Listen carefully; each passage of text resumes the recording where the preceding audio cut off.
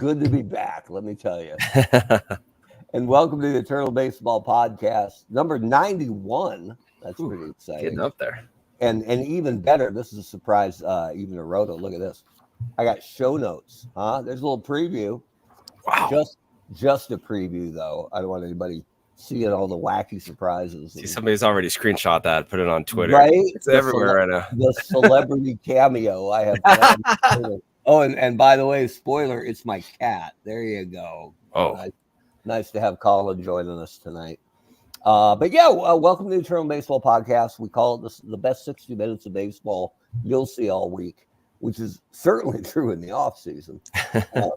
But we got a pretty good one tonight. We got the Chicago White Sox. They're leading the American League North, 4 straight wins against the Toronto Blue Jays, who are scuffling a bit. They've dropped 4 in a row. But these are 2 teams that haven't been on in our game of the week yet this year. We want to get everybody on the game of the week. So we scratched 2 itches this week with Death Valley Jim Scott. Great pitcher. The best nickname. Who has, I think, the 12th lowest career ERA. And there's some kind of modifier on that. But we're talking about like in baseball. Even though he only had 2 winning seasons because the White Sox weren't great when he pitched for him. And he pitched, I looked him up, he pitched like 9 years and then left the 1917 White Sox. And like 9 years in, he was pitching great. It was like, why would he leave? Oh, World War I. He was really patriotic and he enlisted. He went, I got to go help this thing.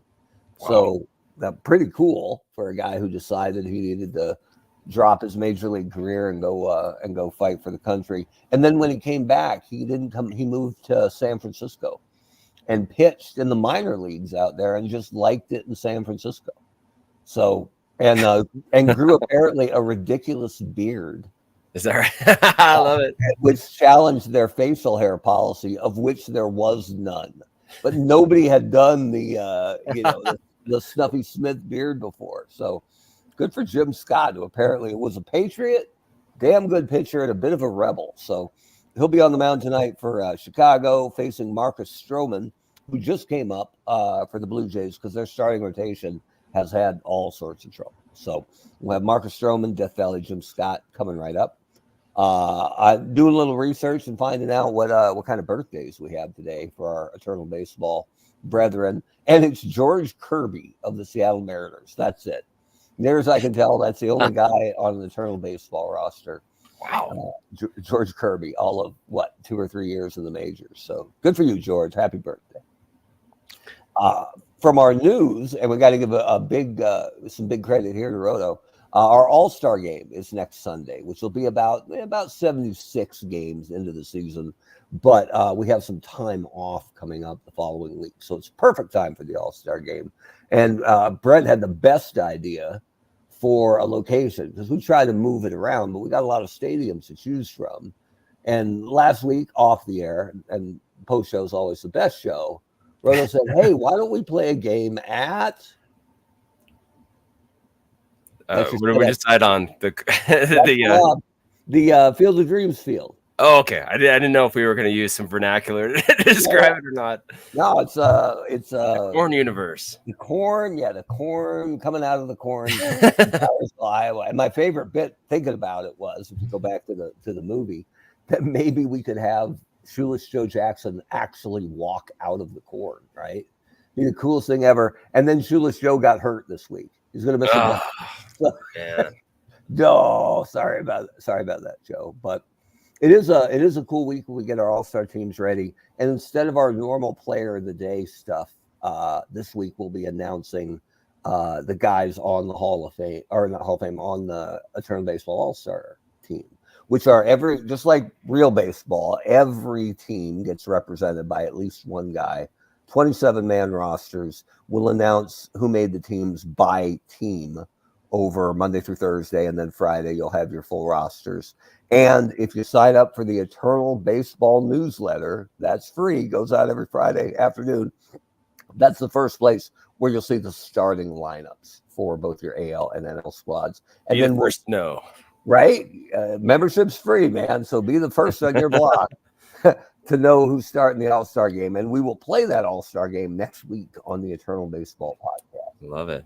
Hey, we got some comments. Welcome, Right? Rob, Cameron, Lester, James. Oh, it's always welcome, guys.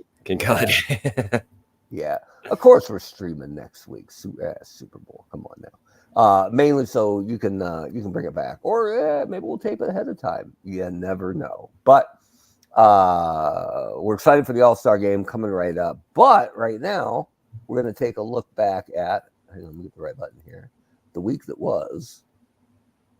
So let me share my screen with the audio right here. All right, here we go. So, digging into this here, of course, pink means rough week and gold means fantastic. So, tough week for Arizona. They've been scuffling a bit. Boston had been playing well, but they kind of hit a buzzsaw this week. The Dodgers, who'd been red hot, are coming back down to earth, and the Padres are happy about that. And the Blue Jays, who we have tonight, not just losers of 5 of 6, but 8 of 10. So, and we're the home team, so we're here to help you, Toronto. For our Canadian brothers, we will do our best. So, yeah, Cameron Fletcher. Yeah. Well, this is also the screen that the game's going to be on. So, but yeah, fair enough. Good. We really like trying to max out Excel. We really take pride in that. We're doing the best we can, man. We do see our animations. It's going to be awesome. Yeah, it's pretty good. It's all Flash stuff. It's really good.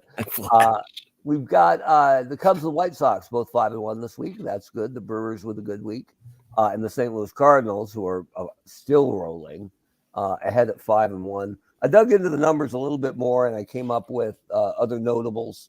Let's see. Atlanta outfielder Hugh Duffy is on a 10-game hitting streak, as is Colorado catcher Nick Hundley. Met second baseman Edgardo Alfonso is on a 12-game hit streak, and Oakland first baseman Jimmy Fox on an 11-game win streak. What else? Philly and San Diego have won 3 straight. Arizona's lost 4 straight. Boston's lost 5 straight. Oh, and Texas. This is pretty cool. The Rangers are 24-47. But they've won 3 in a row. So look out.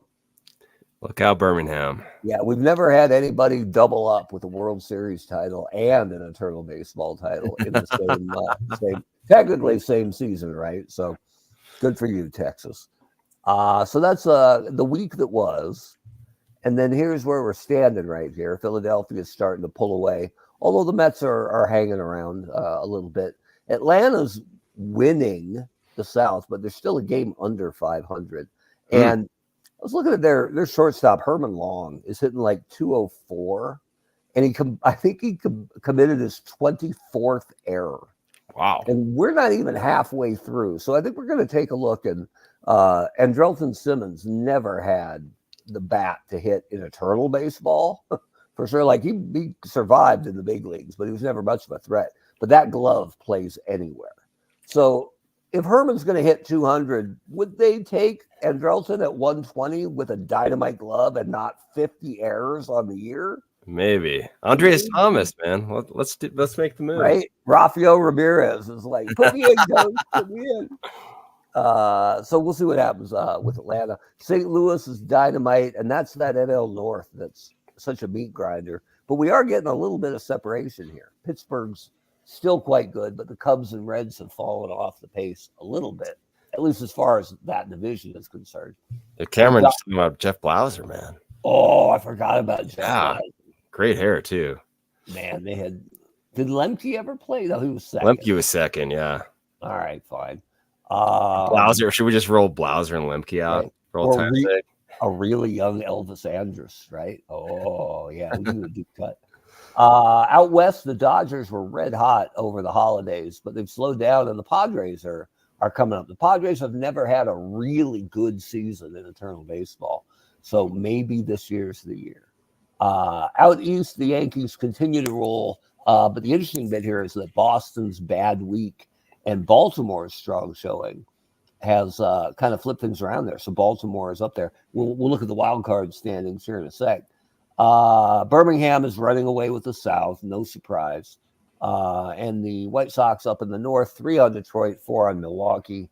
Out west, Minnesota has overtaken the Angels. But I'm kind of digging that division because all 4 teams are within 3 games. Mm. And none of them are very good so far. So who knows who's going to come out of the West? From the standings perspective here, let me roll down. And yeah, it's going to be tiny. Maybe I can make it big. Whoa, here we go. So there's 2 wild cards. So the Pirates and Cubs are your wild card leaders in the National League, putting Cincinnati 2 games back, and then San Diego and the Mets 7 games off the pace. In the American League, Boston and Baltimore are your wild card teams right now, with Detroit 3 games back, Milwaukee 4 games back, and the Guardians 5 games back. I do wish, one of my only laments about the program, which is Action PC Baseball from DK Sports. You can run your own league if you want. It's a lot of work, by the way. But if you go to dksports.com, they actually have software for almost every major sport. So if you want to play Eternal Basketball or Eternal Football, okay, you do you. But I wish we could had a better showing of the wild card standings on the main page here. But it is what it is. The interesting bit over here on the stats, and this is the National League stats, if you look at handsome Phillies outfielder Chuck Klein up here, he's leading the league in hitting by 23 points. He's only 1 off the home run pace behind LA's Duke Snyder. He's got the RBI lead by 14. So he is 1 homer away from being at least tied for a triple crown. Wow, here we go. So pay attention to Chuck Klein. Obviously, your MVP frontrunner, I won't say early because we're halfway in, but he's a big deal. And then Ken Williams here, who's leading the American League in homers with 23, played for the St. Louis Browns, but he's property then of the Baltimore Orioles. So Orioles outfielder Ken Williams is leading the AL in homers and in RBI, but he's 10th in batting, 303, 50 points behind Goose Goslin. So that's more of a long shot. Not bad to have 2/3 of a triple crown. Yeah. But who won the last double crown? But that's what's going on across the league. And today, which of course is tomorrow, be the first day off the Monday schedule. Are you still getting flack for the Guardians, or is that sort of settled down? Yeah, when someone wins Player of the Day who never played for the Guardians, right? I try to just put it up online and say Cleveland first baseman Jim Thome, right? Gotcha. And then when I'm writing about him, I'll say, if it's a Hall of Famer, I can say Hall of Fame slugger Jim Thome with 3 homers and 4 RBI today as Cleveland beat Milwaukee 5-3 in Eternal Baseball. Gotcha. And then I can share that anywhere, and nobody's mad at me. Once in a while, somebody will be, you mean Cleveland Indian, right? And I'm like, look, you take whatever you want. I'm not dipping my toes in that water. I didn't write anything offensive. One of the ones I get, though, still mad Brooklyn fans, right? If I say LA Dodger, Zach Wheat, Gotcha. who retired a decade before they moved west. And I was just watching, I've been making my way through Ken Burns' baseball documentary, and they talk about the absolute heartbreak of the Dodgers leaving Brooklyn, and the Giants, the loss of the Giants wasn't as bad, but Brooklyn was a heartbreaker because they had just won a World Series for the first time in God forever. And so it was, and then all of a sudden they're gone, and they had, Robinson was older. And matter of fact, Jackie didn't go to LA. He retired after that last Brooklyn season. But they lost Koufax, they lost Duke Snyder. And I think it was in that, I'll have to look it up. I think it was in that offseason that Roy Campanella had his car accident that paralyzed him. So he would have, but he never ended up playing in LA because of that terrible car accident. So there's a lot of angst that went around with that. The idea that they lost their team, that they moved so far away, and that the Giants were gone too. All they had was the Yankees, and every Dodger and Giant fan only agreed on one thing, that they both hated the Yankees. And that was, they went from 3 teams to 1 team, and it was the one they couldn't root for. So kudos to Major League Baseball for getting the Mets in there and then making their colors blue and orange, right? The blue of the Dodgers and the orange of the Giants. Oh, I hadn't realized that. So that was So they had okay. 2/3 of New York City needed a team to root for, and it couldn't be the Yankees. So the Mets came right on time. Interesting. Okay. Anyway, learn a lot. That's a great documentary if you haven't seen it. I saw it a long time ago, and it's so much cooler now because of all the research we've done for Eternal Baseball that I recognize the names. Or once in a while, I'm up when they say, you know, Philadelphia with a slugging outfielder. We're in like the 40s, and I'm like, gotta be Chuck Klein. What is Chuck Klein? You're screaming at the TV in front of your family, and that pops up. I'm like, hey, that's all right. So let's see here. A couple more comments. Yeah. What else we got? Yeah. That's brutal. Yeah.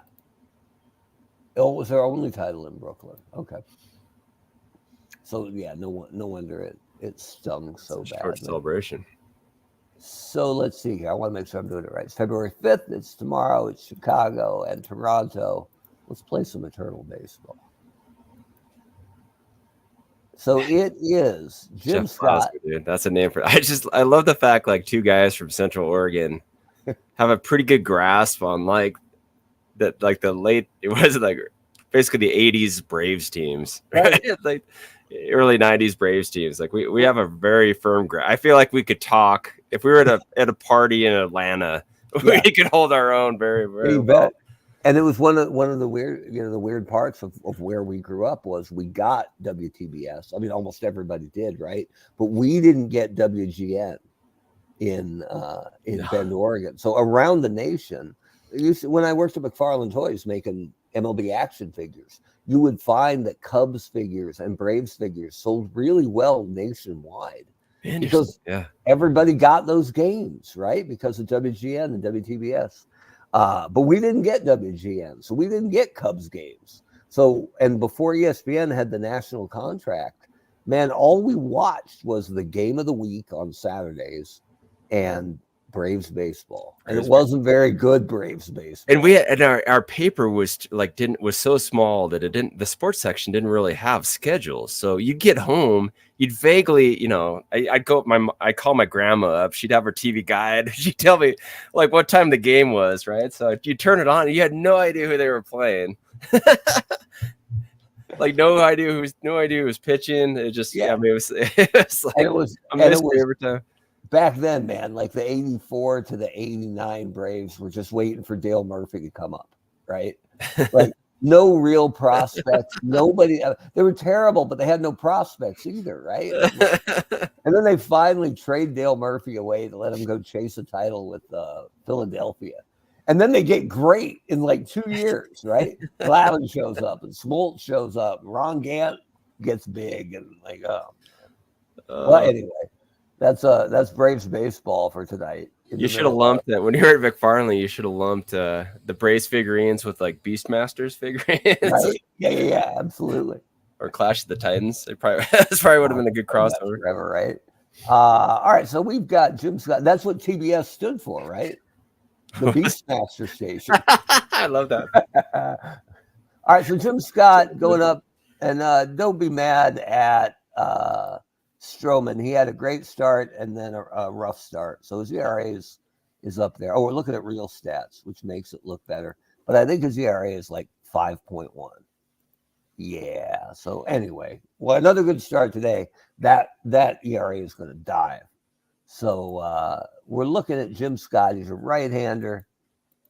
So, and they nicknamed him Death Valley because he lost an unbelievable amount of like 2-1 and 1-0 games. And so it was actually a term of endearment from Chicago sports writers that, it's going to be bleak. It's Jim, and they never give him any runs. So he was also born in Deadwood, South Dakota, which is pretty awesome. So that guy must have been an incredible interview. There's got to be some really random, like South Dakota, like, university press, like Yeah. biography of him, right? Where they got a couple interviews. I love that he came back from World War I and decided he wanted to keep playing, but he moved to San Francisco, and they only had a minor league club. So he's like, all right, I'll pitch for the Seals for 8 years, right? Like, but back then, they didn't make, especially the White Sox, who did something about it. They didn't make a lot of money. So if it's kind of the similar money to pitch out in San Fran in the sun, all right. I'll be a Seal rather than a White Sox. Okay. Sun is a little bit of a Yeah, I suppose. Give or take in San Fran. All right, so here we go. We're looking at Toronto and their OPS versus right-handers. And my favorite bit, all the firepower, right, on Toronto's roster. From the Barfield, Olerud, Josh Donaldson, Bo Bichette, Carlos Delgado, Joe Carter, Vlad Guerrero, George friggin' Bell. And the guy having the best year against righties, so most of the time, is Ernie Witt. country Ernie Witt. Oh, boy. Show the photo. Show the photo. Where is Ernie Witt here? Let's see. Again. There he's looking good. Look at that stash. So we'll get him in there. I don't know if he's going to clean up. Matter of fact, we got a lot of lefties and one righty. So it looks like Jesse Barfield will probably hit third. And Barfield, you remember him in right field. This is an incredible arm out of right. But he actually qualifies in center. That may be where he ends up. We'll see. For on base, your best guy is John Olerud. So not a burner, but he'll get on base. Man, I don't know if I can do Ernie Witt cleanup. When he's so much better in the 2-hole. That would put Sean Green. And Green could be your center fielder. That's fine. And then Josh Donaldson. Boy, did I hate Donaldson as a Yank. Oh, he watched so many sure homers that ended up singles because they hit the wall and he wasn't running. Just, his act got old so fast. In left. Is he out of the league now, or did he? Nobody signed him. He was. Okay. I don't know if he officially retired, but nobody signed him. I mean, when Matt Chapman doesn't have a deal yet, I don't think anybody's downscaled to see what whispers of fumes are left in the Josh Donaldson tank. Fantastic player in his prime, but just out of time. Teoscar can play left. That's a good mix. Because Joe Carter is apparently a terrible left fielder. Who knew? He could DH, though. Well, his numbers are better, but it's a small sample size. You want Joe Carter or Vlad Guerrero Jr. as your DH, Roto? Joe Carter. All right. I don't think any Blue Jay fan is ever going to complain about Joe Carter, ever. And then the bottom of your lineup's actually pretty frisky with Roberto Alomar and Tony Fernandez. Not bad. And nothing will get up the middle infield between Alomar and Fernandez. Fernandez is pretty good, man. I mean, it's sort of a broad crew, slap hitter kind of thing. Yeah, but he stole some bases. Great glove. I always thought Tony was a little underrated. So Chicago, this is versus right-handers as well. Minnie Minoso has been their best player all year. So he's probably cleaning up. And then it looks like Ray Durham leading off. Robin Ventura, and Frank. Let's see. A lot of right-handers coming up. So maybe Ventura hits third. Maglio hits second. Frank Thomas, who might DH, but he'll hit fifth. Tim Anderson only started playing recently, but he's played well. It gives you Fisk at catcher. Eddie Collins is a rotten fielder, but a pretty good hitter. So maybe it's Collins DHing and Luis. Is it Robert or Robert? I don't actually know. I can't remember. Well, we'll let the computer tell us. How's that? It's a sure thing. We'll put him in center, hitting ninth. And I think we're ready for ball. Look at Ozzie Guillen. Can't wait for the game. We got a couple comments. We got a little stream here. Let's see. Garth York.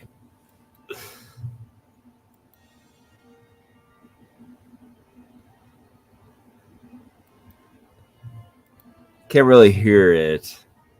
Hmm. Maybe I'm the only one, but All right, hang on. Number 7, Marcus Stroman. I'll take it away and bring it back. Second baseman, Ray Durham. maybe turn it. Hold on a second. I'll get it. Here. Share. All right, ready? We'll test in 3, 2, 1. Play ball. I heard play ball. All right, so we're live. Maybe I need to up the volume a little bit here. I can do that. Rob's got a good point. Maybe is York on the bench? Could we? Yeah, Yorg's not bad, right? But there ain't no way Garth York is making the team over Kelly Gruber. Come on now. All right, so I can turn the crowd up a little bit. All right, I think we're good here. Let's see. So Toronto's human. We'll give Chicago to the computer. Better? All right. I hear the crowd at least.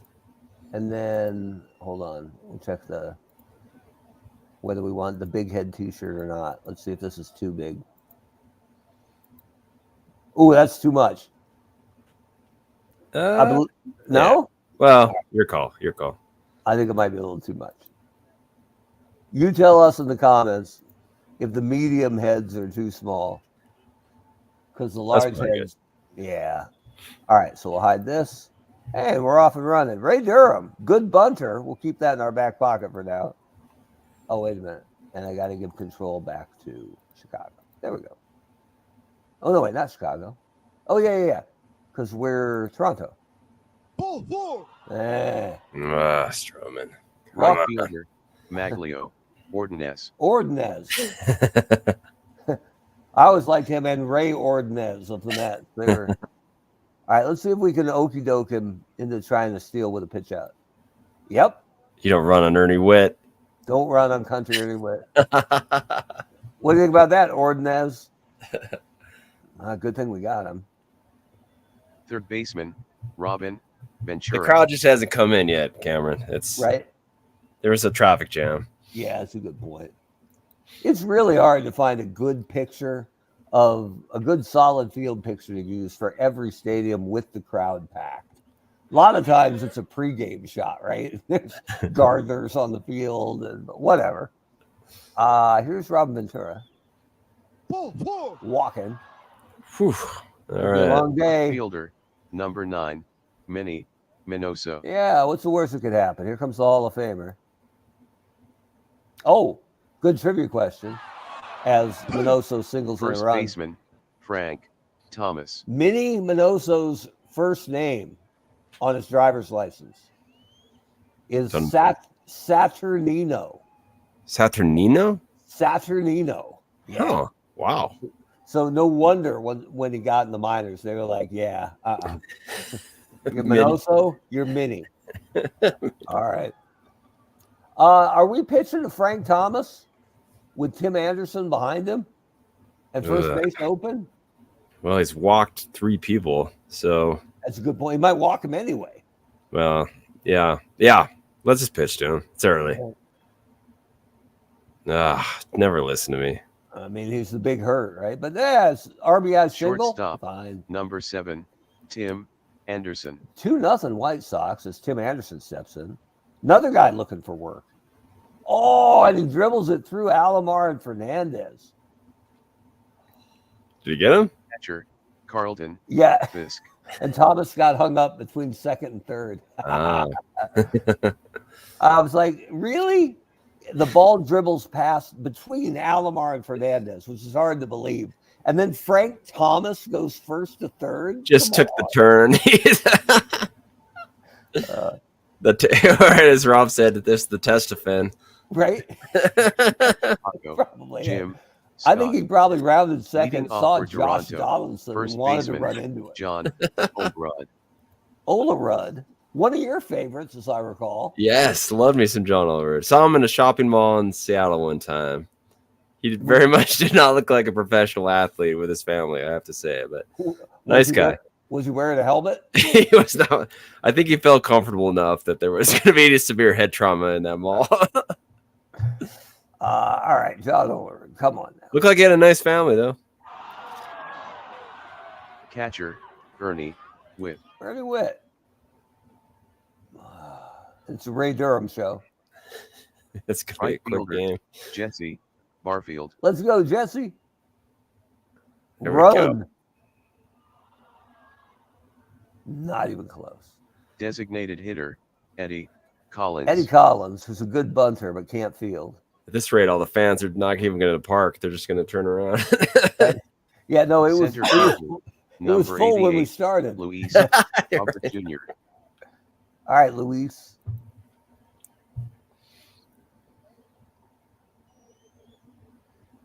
Ooh. Oliver drops the ball. Come on now. I think today is going to come down to how many outs can we get out of the arm of Ernie Witt and Jesse Barfield. So, You're going to pitch out again? yeah, he wasn't biting, though. But it brought him down to 61%. Stroman boots it. Attaboy.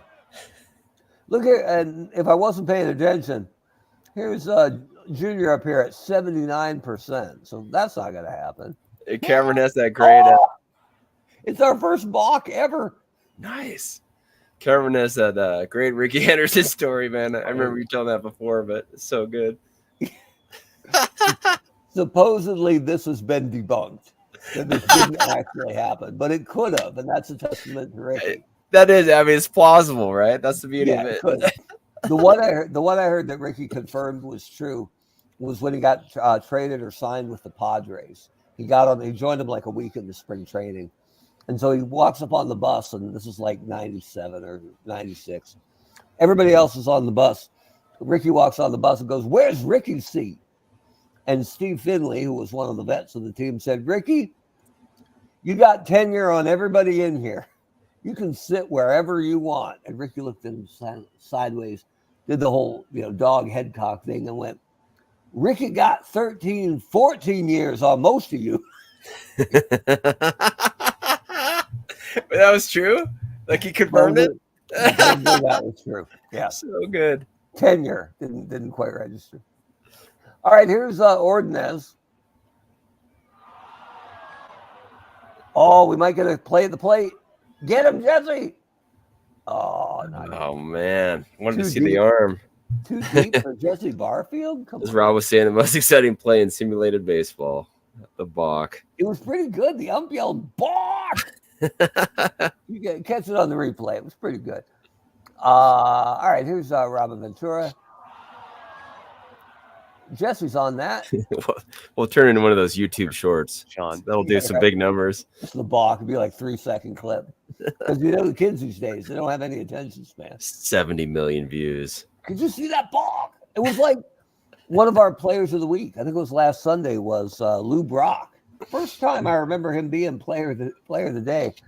And he got like 800 likes, which is through the roof. So Wow. I haven't figured out what that special sauce is, but Lou Brock, very popular. We're going to be doing a lot of Lou Brock posting here. Right? And if Lou got that many, then we got to post Ricky, right? Because Ricky is the greatest of all time. So, all right, here's Sean Green. He got a lot of that. It's over the head, digging for two. Third baseman. Yeah, Cameron's doing our marketing for us. There we go. Wilson. It'll be a shirt before you know it. Brox and Box. Brox and Box and losing to the White Sox. It's a turtle base. Wow, there we go. Here's Josh Donaldson sitting Left down. fielder, number 37, Teoscar Hernandez. T.O. Scare. All right. We'll allow it. That's more intimidating. Yeah. Tim Anderson's on it. There you go. Designated hitter, Joe Carter. Now, I'm not kissing ass really, but Kirby's got the same photo, right?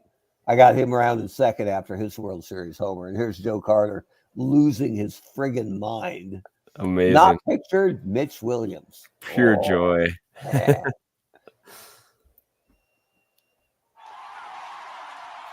Oh, He's on, I think, though. Yeah, right. Saw a lot of it. Yeah. So that'll be the end of the second. We better pick things up here. 4-0 White Sox. And they are peppering Marcus Stroman today. Strike 3. Ooh, Frank sits though. I like that Frank played tight end at Auburn. And I think they only overlapped 1 year. But imagine that. Frank Thomas was a blocking tight end, not so much a pass catcher. But I believe he blocked for Bo 1 year at Auburn. And I'm like, dude. Jeez, dude. How good a 3-4 hitting combo is that to have Bo going off tackle with? Well, how amazing is that? It's like, I mean, yeah, just got to hold your block for like just a split second, right? I mean, so much easier than all these other backs, I'm sure. Yeah, it don't take long, right? And even if you blow it, he's just going to run through the guy anyway. And fellow Yankee fan Robbie Rosario, who's as nervous as I am about New York's starting rotation. You can kind of see that coming, right? Man, I think he's going to have a good year, but I usually think that about too many guys. So one guy in this game, actually on first, Tim Anderson, who was rotten last year, right? Still unsigned. I think he's going to have a big year for somebody, probably on a 1-year deal, maybe get traded at the deadline. But that's my call for this year. My dark horse call. Watch Tim Anderson blow up this year. Love it. Strike 3. And watch Fisk sit down right now. Here's Eddie Collins with a tapper to John Olerud, picks it up with his helmet. Second baseman, number 12, Roberto Alomar. He's a fantastic bunter, but it is Carlton Fisk behind the plate. So up to you, man. Maybe later. Ball 4. He walks just as good. Send him. Shortstop, 58 Tony wrote up. Fernandez. Tony's a good bunter, but we're down 4 runs, so we probably better ride this rally. Oh, he thinks he's going. 79 for out. Ooh, I think we send him. Hit and run or straight steal? Let's do straights.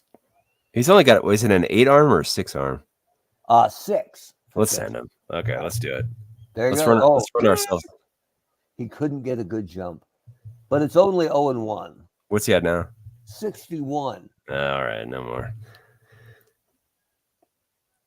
And Tony Fernandez lashes one to the corner. Send him home. It'll probably ask us if we want to. Let's see. No, he's going anyway. It's a triple for Fernandez. Oh, Tony. Standing up. His first of the year. Not bad. All right, so runner on third, nobody out for John Olerud. John will get him in. Fly ball should do it. Tony's got wheels. Yeah, not even a throw. It's 2-0. All right. Coming back. Here's Ernie Witt. Ball 4. Take your base. We got a rally going. Here's Jesse Barfield. Oh, it might be 2. Apparently, Ernie Witt took I was going to say, Country Ernie Witt's not going to let him turn that one. I think he knocked down Ray Durham to get to Tim Anderson. So that works. He'd give him the old Hal McRae slide. Right? Or the Albert Bell elbow to the face. The Vina. So good. Yeah. Sun Devil, I think. Not Albert. Here's Sean Green. Ooh. It looked frisky. But sinking liner hauled in by Ordonez. But we get 2 across for the Blue Jays. 4-2 as we go to the top of the 4th. I like having Alomar and Fernandez. Pretty much anything headed up the middle, I'm like, no problem, right? I don't know. The Pete Rose, Bud Harrelson. Was that a Harrelson forearm shiv or is it straight up fight? Fist fight? Straight up fight at second, I think. Yeah. Oh, okay. Gotcha. And Harrelson had a good career, but he was beloved in New York for throwing down with Pete Rose, right? Not bad. All right, Ray Durham. We got quite a bit of that, but Teoscar, I apologize. Yes, scare. Here's Ordonez. Oh, boy. That got out in a hurry. As Crash Davis once said, anything going that fast ought to have a stewardess on it. And with the solo shots, now 5-2 White Sox. Yeah, that was a laser. Didn't take long. Rob Ventura flies out. We go to the bottom of the fourth. Here's Josh Donaldson. Strike 3. Sitting down. Classic Donaldson. And I'm curious to see. So there's no. I'm sure there's no photos of Jim Scott with his monster beard. I don't think so. I'd do Yeah, a deep dive too on early. that. Yeah, I don't know how much photography survived from the 1930s San Francisco Seals, Seals, right? but Ball 4. Joe Carter walking. He's pretty excited about it. It's deep in the archives of the city library somewhere. Right. Here's Berto Alomar. Microfiche. Right? Oh, what a pain that was. Here's Minnie Minoso as we go to the top of the fifth. Our kids will never have the joy of doing microfiche. We're explaining the Dewey Decimal System.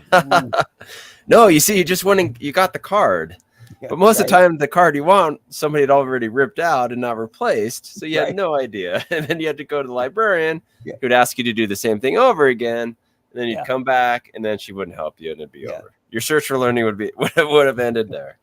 So you tell me you need new cabinets. Well, go to the yellow pages. Yeah, right. Man. Oh, Frank got a lot of that. But it's off the wall. Okay. Double for Frank. Here's Tim Anderson, who's 2 for 2. Strike 3. But since Stroman's got 34 pitches left in him, we might get another inning out of him. Fisk, it's a dribbler to Donaldson over the first, no problem. It's funny because sometimes you'll see those old card catalog, like the furniture itself, like, you know, at a, I don't know, a thrift shop or an antique shop or something. And it's always really nice wood, you know, it's like nice oak. And Yep. but there's like, it's hard to like, there's nothing you can do with it, right? It's like, what do you turn it into, right? When I was younger, middle schoolish, when I was into baseball cards, and my mom's a librarian, right? Retired now, but she brought home a bunch of card catalog drawers, and that's where I kept like my AAA baseball cards. Oh, okay, So gotcha. somebody who was frisky enough that I didn't want to have to go look for his cards later, but not good enough to make the notebook. The notebook. They went in the card catalog drawer. Yeah. I don't know, and only a couple times, but it was like the Cecil Fielder kind of thing, right? Where the guy went nuts in year 3, and you're like, I know I got some Cecil Fielder So you just pulled the drawer out. somewhere. Yeah, but back then it was dig through your commons, Yes, wall, yes. which was just a pile of cards you thought would never be worth anything. Just have the And Braves game in the background. Yeah. Just sort of thumb through Didn't 'em. happen very often. So I had my own AAA for baseball cards sitting in that card catalog. I love the fact that it came out a couple years after we started collecting that, like, the plastic that they made those sleeves out of was not good for the cards itself. Right. It's like, son of a gun, right? Like, Yeah, no problem, right? All right, here's Tony Fernandez. yeah, Rob's right. It would be a good conversation piece. That's true. Ball. Oh, here we go. I guess if you were single and using the dating apps, that would be a good one to have, like, in the background, maybe for a certain demographic segment. If you're, I like that Tony Fernandez just hit one like 2 rows into the stands, and that Frank Thomas was barreling over there to see if he could get to it. How'd you like to be in the front row and have the big hurt coming at full speed with his eyes looking up, right? how is he only a tight end? I mean, how does that guy not get thrown on the defensive line? He was a monster, right? Like, Huge. I liked when Tom Selleck made the Mr. Baseball movie, where he's a fading Yankee star who gets traded to Japan, and they have him in spring training playing poorly, and they're like, "You worried about that rook, Tom, or whatever his name was?" And he's like, "What, that kid?" And they got Frank to wear the Yankee uniform, and this was like '92.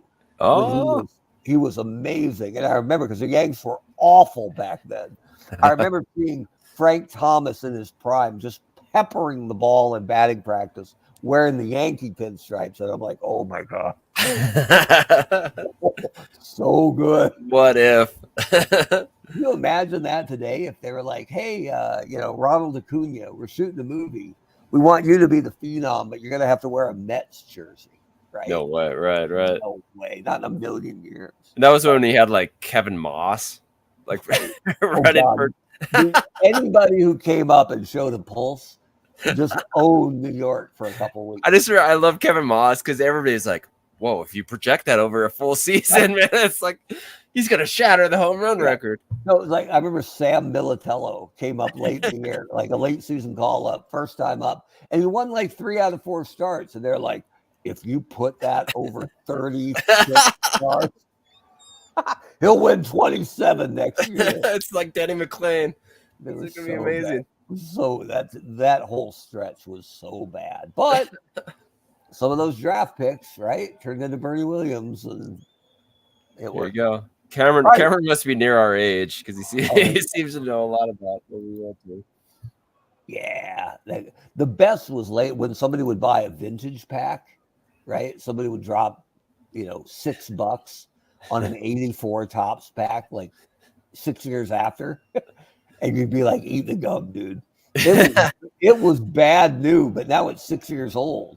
Or they opened it up and it was like the Mattingly was right up adjacent to the gum. So it's totally marked up by whatever the gum was made of. Yep, you had the gum stain on the back. Oh, so good. Yeah, you're not too far off from us.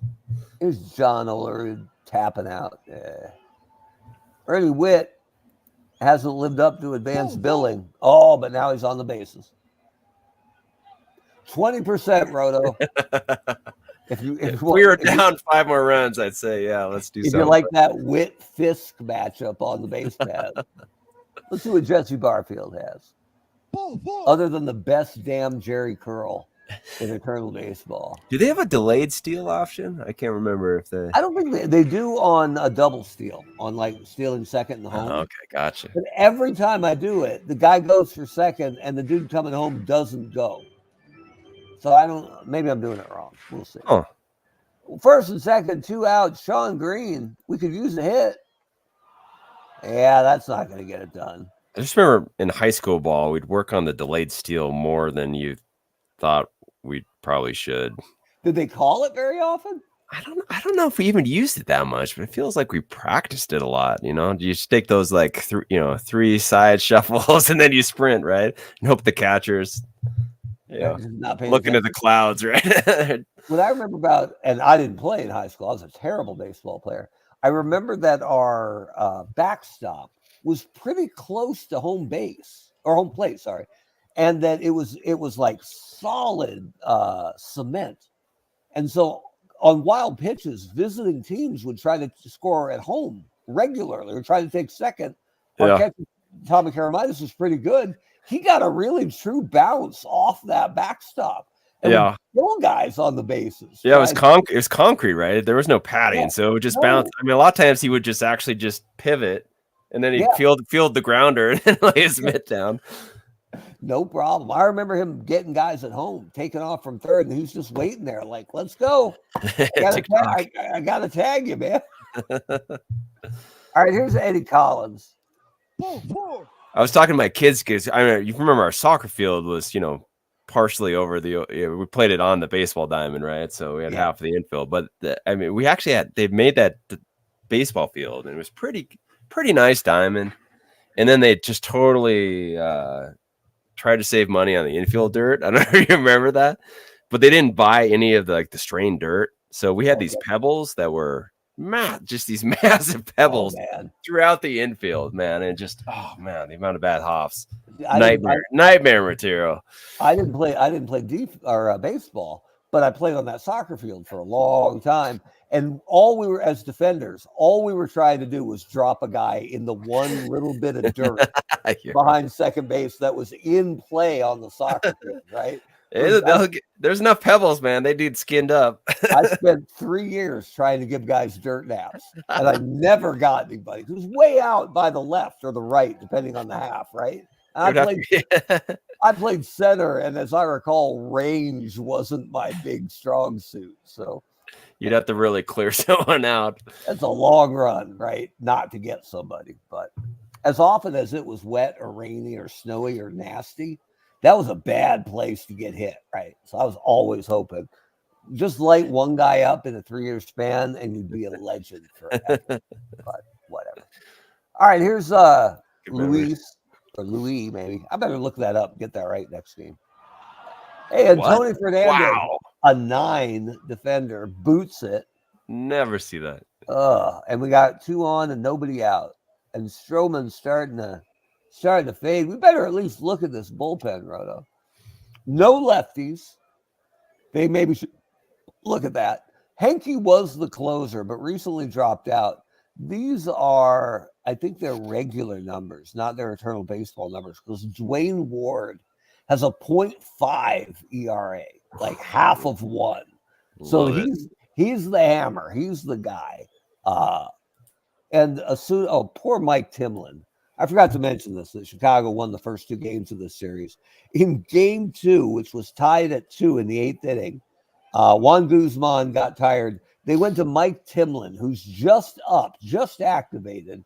He walked the first 3 guys he saw this entire season. And then they put in Roberto Osuna, who gave up a sac fly and then got a double play. And they only gave up 1, but they lose 3-2. So good for you, Mike Timlin. We'll give you some time to think about it. I think we're probably looking at Mark Eichhorn. Let's do it. Just in case this inning goes any worse. A little tapper from Ray Durham. Oh, it might not even be 1. Nobody out. Bases loaded. Stroman's got 17 pitches left. Let's go at him. Let's do it. One more batter. 1 more? Let's do it. This is last batter, I think, either way. It looks foul, but it might not be. All right. 2-2 to Ordonez.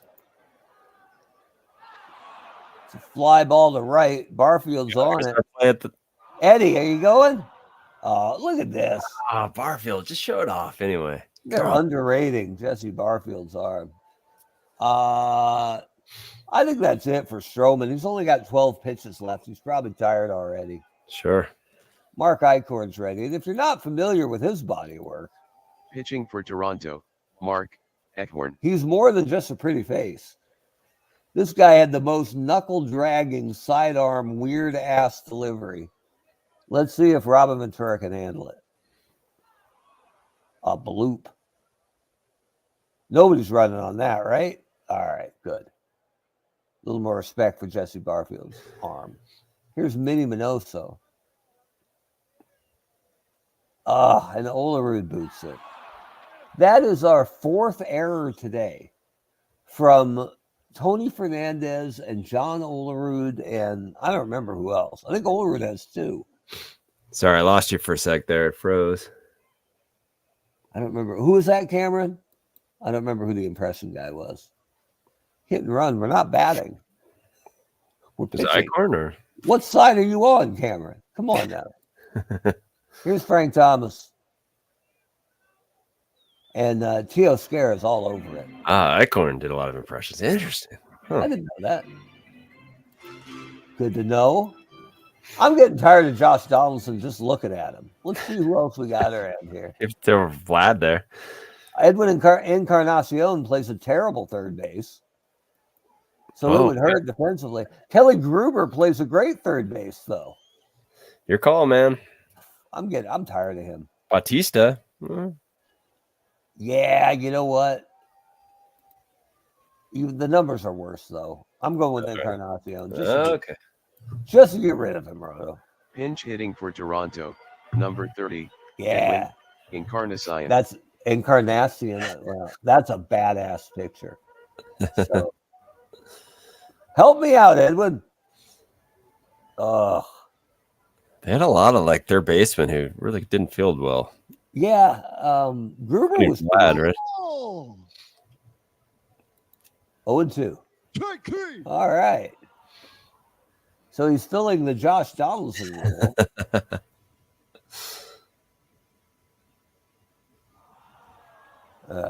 This has been a kind of frustrating game. It's slow moving too. We got to pick it up. Come on, Joe Carter. Strike 3. All right. So we'll get old Kelly Gruber in here.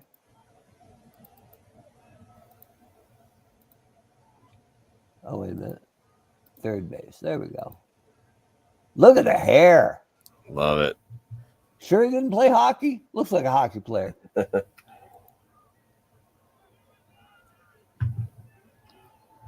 All right, that's more like it, Tony.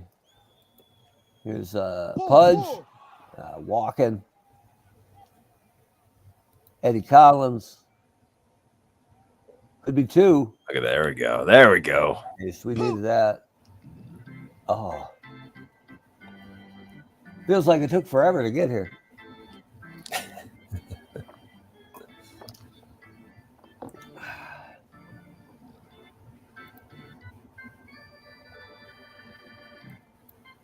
I don't know if that's a double play. I think that's Kelly Gruber's flow. I think it probably is.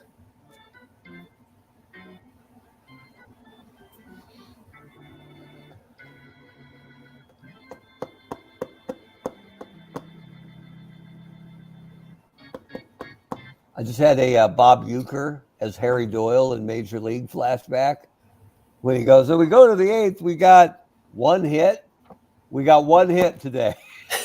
We have 2. We have 2 hits and 4 errors. So And 4 errors. 4 errors, right? Fantastic. So, just for the sake of surprise, let's have Roberto drop down a bunt here. See what happens. Look at it go. All right, send him. Should have done that a long time ago. Oh, and now they're reviewing it. And they overturned the call. I didn't even see him make a throw. How can he be out if he didn't make a throw? Not our day, Roto. Ooh. Oh, it is Luis Robert. Robert. Junior, actually. I got that part right. Tony Fernandez with his 2nd triple of the day. Also his 2nd triple of the season. So let's see what John Olerud is up to. There we go. Oh. Look at Olerud digging for second. Speed burner. Hey, it's 6-3 White Sox. Yeah, it's Ramos had 4 errors from 3 Gold Glove winners. Yeah. And welcome, Dave. Yeah, no big deal, right? Good to see you, Dave. All right, Ernie Witt. Strike 3. Sitting down. Jesse Barfield. Oh, with a single. That's going to drop. Come on, Olerud. Are we sending you? Probably. Got to send him. 93% chance, Roto. For sure. I think I think that's his ceiling, too. I don't think he's ever more than 93%. All right. Go ahead, John. Yeah, no throw even. And welcome, Tino. Right? Hey, look who's here. Sorry about your lines, Tino. I know that hurt. Okay, Barfield at first for Sean Green. Roto, it's coming alive. Okay. All right, who's up? They didn't even give us a Their chance baseman. to send Barfield. That's awful. There we Well, go. it's supposed to be Kelly Gruber. Oh, man, what do you think? Batista? Let's see what his numbers actually are. We got Vlad, too. Vlad or Batista. Somebody's got to be. Gruber's awful against righties. So we definitely want somebody else. Vlad is the best that we have. All right. But we also have Batista. Batista's had a rotten year against righties, but he's phenomenal against lefties. So the numbers say Vlad. Does that work for you? Yeah, sure. Because it'll end up being Batista at third afterwards. So Let's do it. or you can play Vlad there, but I think he's even worse. I think they're off, actually. Oh, pretty terrible. Here we go. Pinch hitting for Toronto. Hey, welcome, Ken. Hello, 27, Ken. Vladimir Guerrero Jr. All right, now I'm just going to throw this out there because there's 2 outs. Barfield is 63% to steal third. Green 85% to steal second. I don't think we can. I wish that was inverted, right? All right, we'll let Vlad hit. Wild pitch, so same difference. There we go. Or pass ball, it doesn't really matter. A wild pitch, all right. So here's Vlad with the tying runs at second and third. No pressure, kid. Strike three. Heartache. All right. Let's see how bad our defense is going to be. Vlad is a 3 at third base. Bautista's got to be so low, too. Bautista's a 4. So maybe we hang on to Bautista in case we get a left-handed reliever. I think so. Yeah, let's do it. Yeah, no doubt the team in the field is missing fielders.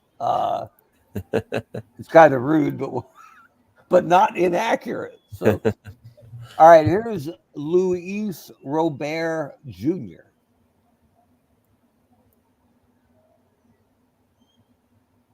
Tapping out. And Ray Durham getting hit. Take that, Ray Durham. He's 77% to seal. Maybe that pitch out trick will work. Let's see. Oh, Ernie Witt's all over him. Sit down, Ray All Durham. day, Ernie Witt. Love If it. we did that all game, that'd be kind of cheap. But we got 4 errors, right? We gotta take what we can get. Here's Ordonez. Strike three. Sitting there. You're out. Jim right. Scott only had, he's got 44 pitches left in that arm because he's an Iron Man. But we're going to the bottom of the 8th, and it's Teoscar Hernandez with a lazy fly ball to Saturnino. Oh, it wasn't lazy, it was a web jam. Here's Joe Carter with a tapper to Tim Anderson. And here's Roberto Alomar, who bunted his way on and then got thrown and got removed after an umpire challenge last time. I'll try it again. I think it worked, and I like our chances. Look how deep Ventura is, right? Fisk is on it. Bummer. All right, so we go to the top of the 9th. Eichhorn's starting to wear down. We probably better get somebody else ready. Yeah, Cameron was mentioning that. Yeah. Oh, yeah, right here. Who you thinking? Yep. Well, it wouldn't be anybody but Ward or Timlin is fine. So Henke, Romano, Quantrill, or Osuna. Let's do Hank. I'll leave that up to you. You want the Terminator? I do. He's warming up. Here's Robin Ventura, 0 for 3. I might have jinxed us. Nope, Barfield's on it. And if we do a mound visit, that gets us a little more time for Henke. It says that Eichhorn's really strong, but he's only got 11 pitches left. So I'd just as soon bring in Tom Henke to face their cleanup guy. Sounds good. All right. And to see the goggles. Pitching for Toronto, Look at this guy. Tom Henke. For those of you not familiar with Tom Henke, Toronto's closer from 87 to 90, maybe 92. Did he close for their title teams? I can't remember. I don't remember. But anyway, he looked like an accountant, and he threw 102. And this was back when nobody threw 100, right? His nickname was the Terminator, which is awesome, given that he looks like a substitute math teacher. There you go. Yeah, he and Kent Tacove opened up an accounting firm after their right. Yeah. Let's see what Tom Henke's got, and if Minoso can catch up to 102. Ball four. Well, it was high. Cameron was saying he thinks he was in Texas in '93. Okay. Interesting. Let's see what Frank Thomas can do to Tom Henke. Strike three. Oh, he sits down. Nice. And Timmy Anderson with 2 down. It's a tapper to Fernandez. It's going to be a close play. He's got him. So we go to the 9th. Here we are. I don't think we've got a better option than Fernandez, but maybe. No, we don't. We have Bautista and Alejandro Kirk. So we have squeezed the bench pretty dry. But Hernandez, he's had a good game, right? 2 triples. Yeah, well, he had the boots, 2 boots, which didn't help. 2 triples. We'll DH him next time. Yeah, he's a good bunter too, but he's 2 for 3, so we probably let him swing, considering he has 2 triples and a third of our base hits. So, Drop Doesn't have it. to Hey, listen. drop it. Here's John Olerud tapping out to Tim Anderson. Look at Fisk covered. The last hope is Ernie Witt. Now his numbers say Witt, but Batista. if you really wanted Batista, I'd be happy to give him to. Let's do it. Let's do it. I don't think so. If Ernie Witt had done anything, he might be safer there. But and this is another one for too. Toronto, number 19. Like, come on, Jose Bautista. All right, Jose Bautista. Hey, it's a single to right. There we go. All right. So we got a shot. Bautista at first, 51%, not going anywhere. Down 6-4. Here's Jesse Barfield. And that is not that's not even a home run in the phone booth. Oh man. Infield fly for the Right? Robin Ventura puts it away, and that's The final game. score from Rogers Center. Ugh. Chicago 6, Toronto 4. Chicago has won 5 straight. Toronto has lost 5 in a row. Yeah. Jim Scott is the winner. He is now 4-6 on the season. Marcus Stroman is the loser. He is now 1-2 on the season. Maglio Ordonez hit home run number 12 on the season. Time of the game, 2 hours, 47 minutes. I got to give it up to Mark Eichhorn. I didn't realize it was that good. Three no-hit innings of relief. And he had the little plus going, so he had the good stuff today. Stroman struggled. We'll see what that means for his spot in the rotation.